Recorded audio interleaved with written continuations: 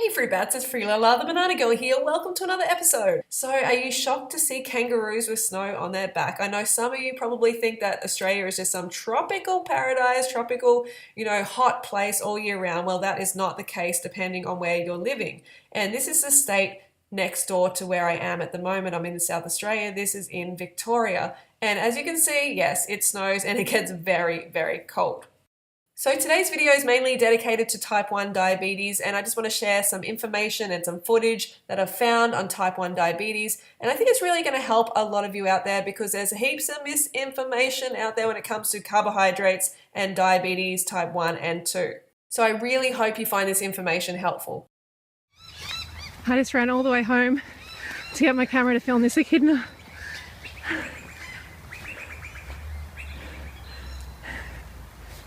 Where is he, Vicky? Little spiky creature. Vixie's trying to smell her butt, of course. Hello, little one. Hey. Vixie. You go on the road.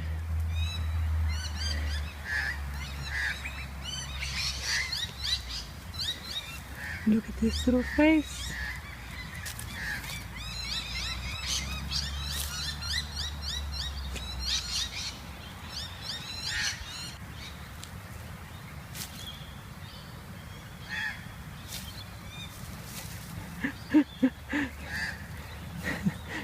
Vixie's had enough.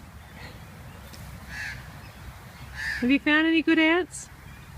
Okay, fruit bats, so we've got this choc raspberry rocket smoothie. It is so amazing. It's going to blow your mind. You really got to try it. It's beautiful. And I know some of you are like, but you don't have chocolate freely. And you know what? I don't have chocolate, but if I'm going to have a drop of chocolate kind of essence in a smoothie, I'm okay with that. It doesn't give me any bad reaction or anything like that. It's just a little bit of flavor. So I'm going to go with that. And we've got dates, about 20 medjool dates in there, and about 1.8 quarts or litres of water. And we've got coconut sugar. We're going to blend it all up. It's going to be super yum. Stay tuned.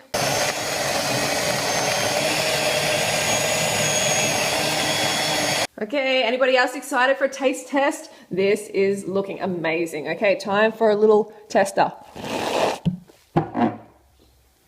Oh my goodness, that is seriously one of the best combos. That's amazing. If you've got chocolate cravings, you need to hit the choc raspberry Datorade as soon as you can because this is amazing. I haven't had chocolate cravings in over 7.5 years, and I used to be the biggest chocoholic around. I'm talking 1 or 2 blocks in one sitting. So this is definitely going to satisfy your cravings because you're getting all that good sugar to your cells and you don't look elsewhere in junk food for that sugar. So get onto the choc raspberry Datorade. I'm going to finish the rest of this now.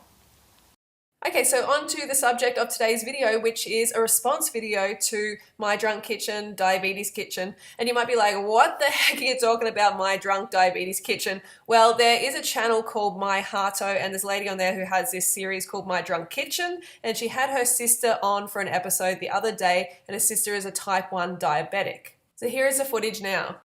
Maggie, what is type 1 diabetes? Type 1 diabetes is when you are insulin dependent, which means that your pancreas doesn't produce insulin. Now, why would a pancreas need to produce insulin? Pancreases...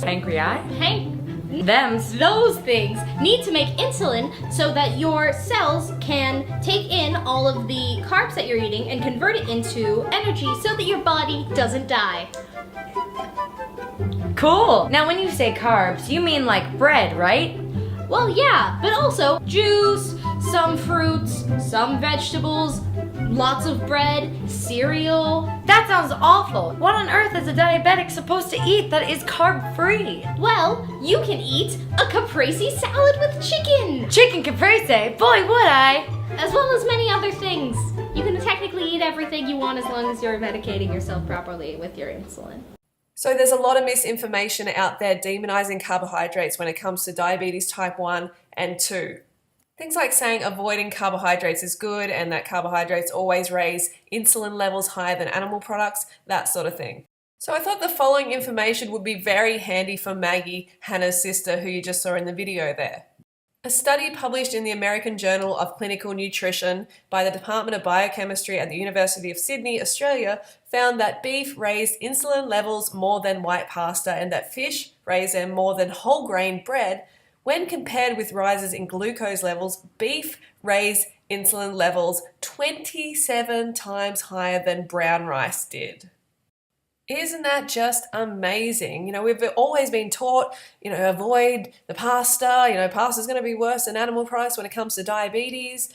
You know what? There's a lot of misinformation out there, and you really have to do your own research. And I've got a little bit of a segment here from Neil Bernard. He has a book called Reversing Diabetes, and he presents a scientifically proven method of reversing type 2 diabetes and managing type 1 diabetes on a high-carb vegan lifestyle.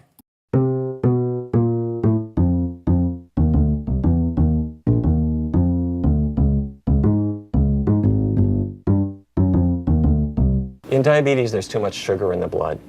And up until now, people with diabetes have said, well, too much sugar in my blood, don't eat sugar. Well, we reasoned that in countries like China, Japan, Thailand, Cambodia, where it's a very high carbohydrate diet but a very low fat diet, given that they have the lowest diabetes rates in the world, we thought it's not carbohydrate. The problem has to do with fat. Those fats get into the cells, that causes that insulin resistance, so the diet should be getting the fat out of the cells so insulin can work again. Type 2 diabetes used to be called adult onset. The problem is that the insulin, which is this hormone that acts like a key to let the sugar out of the blood into the muscle cells, where it can power your movements, that insulin key isn't working very well. Starting in 2003, the US government funded my team to test a totally vegan diet. I'm talking about no animal products at all, but it wasn't a low-carb diet at all. People could eat rice and pasta all they wanted, and it worked dramatically well, better than a more conventional diabetes diet. People lost weight, their blood sugars came down, their cholesterols fell, and oddly enough, they found it easier to follow this kind of diet because we didn't make them count calories. They could eat as much as they wanted. Type 1 diabetes used to be called childhood onset. The cells that make insulin are dead.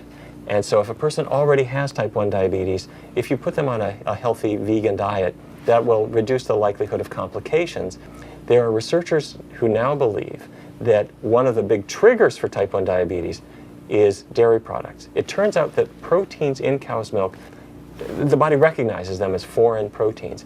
The body makes antibodies to destroy them. Those same antibodies then destroy the insulin-producing cells in the pancreas. And there's a major study right now that's nailing down whether, if kids are breastfed and they are not given a cow's milk protein at all during infancy, that we might be able to reduce the risk of type 1 diabetes. The evidence so far says that's exactly right. And you might be wondering how fruit plays into all this and how the high fruit lifestyle and raw till 4 lifestyle works with diabetes. Well, we have a number of people who have overcome their type 2 diabetes on the high fruit raw till 4 lifestyle. And we also have type 1 diabetics who are thriving on this lifestyle. Next up, I'm going to introduce you to my friend Robbie, who I met last year in New York City. He is a type 1 diabetic and he's been thriving on the high fruit lifestyle for years and years. So I just wanted to show you a day in his life when it comes to insulin and fruit and how he manages his type 1 diabetes.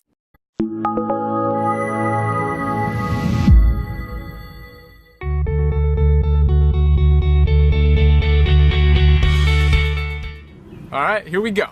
In today's video, I'm going to walk through a day of managing type 1 diabetes on a fruit-based diet. So I'm going to cover everything I ate, all the blood sugar readings, and all the insulin injections that I took throughout the day.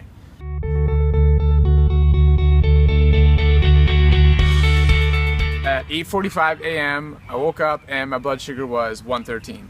So we're off to a pretty good start. I drink some water, I head outside, and I start a workout at 9:15. I did a 30-minute P90 X3 workout. After the workout at 9:45 a.m., my blood sugar was 138, so it went up a little bit. That's expected. No worries. I took 10 units of Humalog insulin, and 1 unit was for a correction, and 9 was for my breakfast. And then I waited 30 minutes to eat my breakfast. So I went home, I prepared the food, and then I biked to work. So I started eating at 10:15, so that's 30 minutes after I took the insulin. That's really important for following a fruit-based diet for type 1 diabetics. So I always wait at least 15 minutes, or at least I try to always wait 15 minutes. And then if the blood sugar is a little bit high, I give it some more time. So in this case, I took 30 minutes. Lunch was amazing. The jackfruit I prepared the night before, it was just really good. I love jackfruit. And I had 295 carbs. So that is a 1 to 33 insulin to carb ratio. And at 12 o'clock, my blood sugar was 141. So that's off a little bit. I took 1 unit of Humalog for a correction. And at 120, that brought my blood sugar down to 96. So at that time, I took my insulin for lunch, which was 9 units of Humalog for a ridiculously amazing lunch. Every meal is amazing. It's like dessert on this diet. Every meal. 282 carbs, so a 1 to 32 insulin to carb ratio for that lunch. I bike home for lunch each day. So I biked home and then I biked back. So that's certainly every little bit of exercise helps for blood sugar management. At 340, I was 108, so that lunch ratio was pretty good. At 550, my blood sugar was 123, and I took 5 units of Humalog for this dinner meal. I'll tell you what, this dinner, another ridiculous meal. This has got sword lettuce in it, which is really unique. I don't know how to describe the flavor. I gotta get better at that. Romaine lettuce, yellow nectarines, cherry tomatoes, Atalfo mangoes, and Meridol papaya. Really, really good salad. That was 182 carbs, so the insulin to carb ratio was 1 to 36. All right, so I did some more work at the office, and then I biked home, and when I got home, I took a little break, and then did a little more computer work.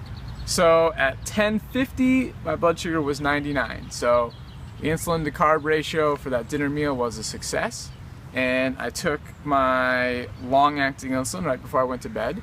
That was 18 units of Lantus, 9 units in one butt cheek, and 9 units in the other. So I'm splitting up that shot now, and that's the day.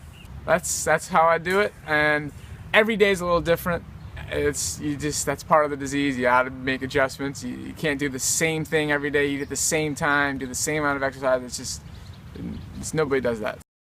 Okay, Fruit Bats, so I hope that was helpful. If you know anyone who has type 1 or type 2 diabetes, then definitely share this video with them. And recommend they get the book Dr. Neil Bernard's program for reversing diabetes. It's 3 times more effective than other diet plans, and it's scientifically proven system for reversing diabetes without drugs. We love that, without drugs and with carbs. And please take a moment to subscribe to Robbie's channel. It's only a new channel, but he's already got a lot of great information on there. So please go over there and encourage him. And that's it. It's time for me to go, Fruit Bats. So have a great weekend. Don't forget to go fruit or root yourself. And I'm going to get in bed because I've been having some pretty late nights movie editing. So it's time for me to hit the hay. So I will see you Monday.